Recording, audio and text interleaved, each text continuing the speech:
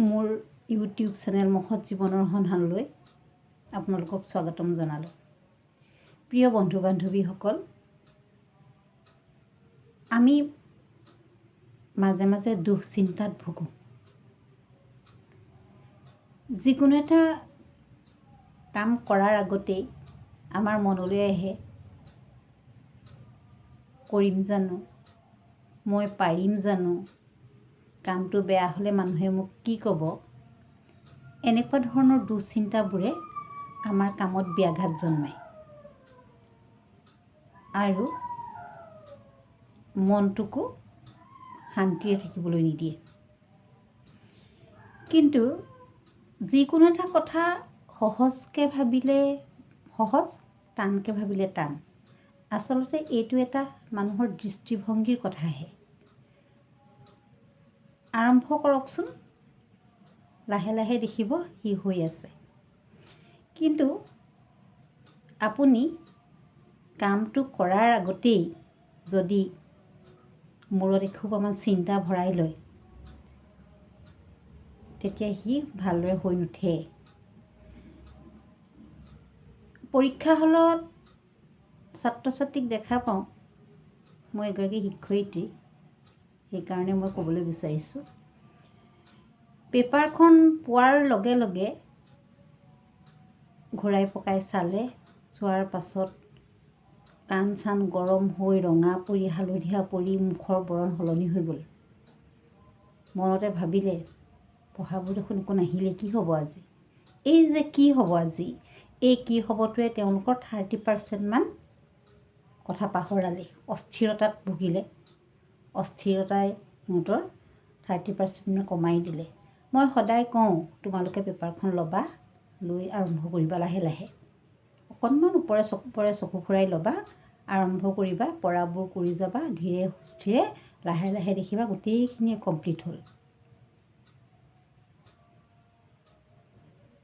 ধীৰে সুস্থিৰে লাহে ধীৰে শান্ত মগজেৰে যদি কাম কৰা যায়, সি কোনো দুশ্চিন্তাৰ কাৰণ হ'ব নোৱাৰে। দ্বিতীয়তে, দুশ্চিন্তাৰ পৰা মুক্তি পাবলৈ আমি আৰু কিছুমান কথাত গুৰুত্ব দিব লাগিব। কিছুমান মানুহে কাম কৰি বেয়া পায়, কিন্তু নকৰিলেও নহয়, আৰু সেই কামটো তেওঁৱেই কৰিব লাগিব। সেই কামটো কৰাৰ ঘৰত আৰু দ্বিতীয় ব্যক্তি নাই। তেওঁ কৰিবলৈ ইচ্ছা নাই, মনতে এটা খং লৈ ল'লে, বিৰক্তি লৈ ল'লে, কামটো বাৰু কেনেকৈ ভাল হ'ব? এইটো কেতিয়াও হ'ব নালাগে। ছাত্ৰ ছাত্ৰীসকলৰ একেই। মই বিজ্ঞান বেয়া পাওঁ, পঢ়িবলৈ হ'লে মনত নৰয়, এইবোৰ মূৰৰ ওপৰেদি গুচি যায়, মই নপঢ়োঁ। হ'ব জানো? বিজ্ঞান বিষয়টোতো ইম্পৰ্টেণ্ট বিষয়, পৰীক্ষা দিবই লাগিব।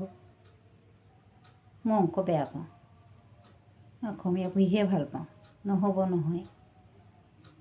আমি প্ৰতিটো ছাবজেক্টেই সমানে লৈ যাব লাগিব, তেতিয়াহে আমি কৃতকাৰ্য হ'মগৈ ভবামতে। সেইকাৰণে প্ৰথম কথা, কামটোক ভাল পাব লাগিব।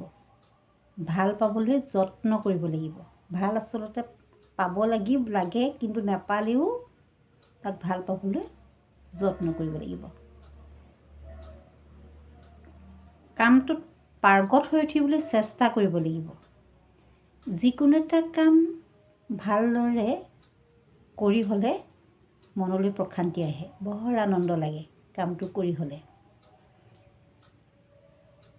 সেই কথাটোত গুৰুত্ব দিব লাগিব যে মই কামটো তেতিয়া ইজি হৈ যাব, যেতিয়া পাৰ্গত হয় মানুহ, তেতিয়াই কামটো ইজি হয় আৰু কৰিবলৈ মন যায়।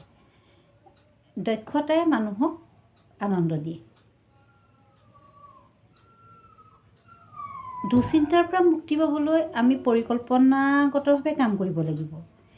একেলগে যদি আমি কেইবাটাও কাম উলিয়াই লওঁ, আমাৰ ইটোও নহ'ব, সিটোও নহ'ব। আমি এটা এটাকৈ কাম শেষ কৰিব লাগিব। সেইকাৰণে এটা নিৰ্দিষ্ট পৰিকল্পনা থাকিব লাগে। সময় অনুক্ৰমিক। 2 মিনিট বুলি ক'লে 2 মিনিট একেলগে নাহে। এঘণ্টা বুলি ক'লে এঘণ্টা একেলগে নাহে, 1 মিনিট 2 মিনিটকৈহে সি এঘণ্টা হয়গৈ। সেইকাৰণে আমি কামবোৰ এটা এটাকৈ কৰি সমাপন কৰি যাব লাগে। একেলগে বহুতবোৰ কাম কৰিবলৈ ল'লেও আমি দুশ্চিন্তাত ভুগিবলগীয়া হয়।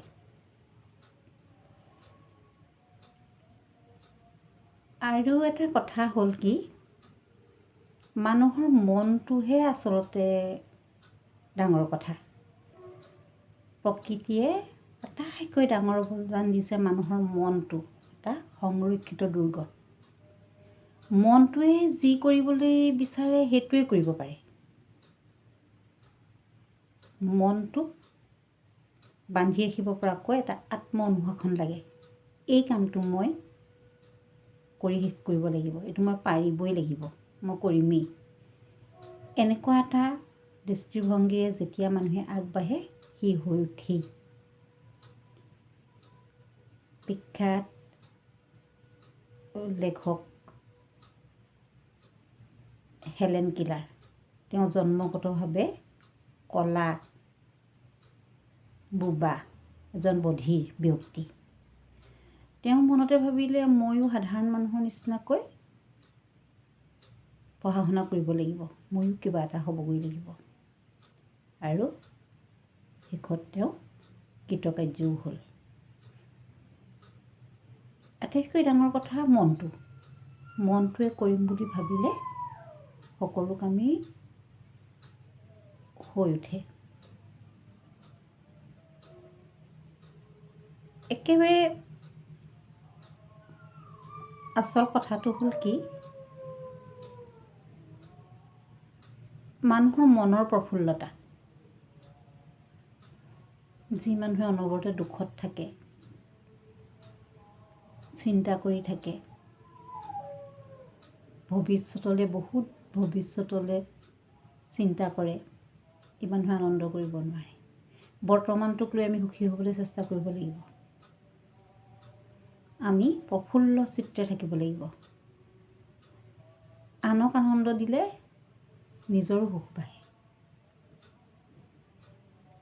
আনন্দ মনেৰে থাকিব পৰাটো খুব সহজো নহয়, এইটো অনুশীলনৰ কথা। আনন্দ মনেৰে থাকিবলৈ আমি অনুশীলন কৰিব লাগিব। আমি নিজেই আনন্দ কৰি থাকিবলৈ মনটোক বান্ধিব লাগিব। আনন্দ মনেৰে কৰা কাম কঠোৰ কাম হ'লেও কষ্টৰ নিচিনা নালাগে। এইটো বৰ ডাঙৰ কথা। হাঁহি ধেমালিৰে সকলোৰে লগত মিলি জুলি এটা মানসিক বাতাৱৰণ সৃষ্টি কৰি ল'ব পাৰিলে সকলো কামেই সহজ হৈ পৰে। এটা গল্প পাইছিলোঁ, এজনী সৰু ছোৱালী, তাইক মানুহে খুব ভাল পায়। তাইক ইমান ভাল পায় মানুহে, আচৰিত লাগে। তাইক এদিন এজন মানুহে সুধিলে, তোমাক মানুহে কিয় ইমান ভাল পায় অ'? তাই উত্তৰ কি দিলে জানেনে? ময়ো মানুহক ইমান ভাল পাওঁ যে সেইকাৰণে। বৰ ডাঙৰ কথা।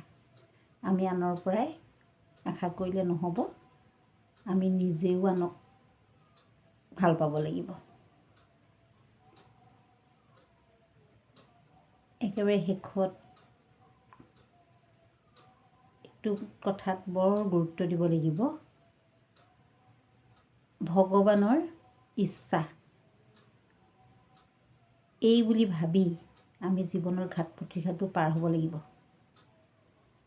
ভগৱানৰ ইচ্ছাৰ অনুকূলেই হৈছে, আমিনো কি কৰিব পাৰোঁ? ভগৱানত মনটো নিৰ্দিষ্ট কৰি কাম কৰি যাওক, আপুনি কৃতকাৰ্য হ'বই। প্ৰিয় বন্ধু বান্ধৱীসকল, মোৰ কথাখিনি যদি আপোনালোকে ভাল পালে অনুগ্ৰহ কৰি ছাবস্ক্ৰাইব কৰি দিব, লাইক কমেণ্ট কৰি মোক উৎসাহিত কৰিব। আকৌ লগ পাম। ধন্যবাদ।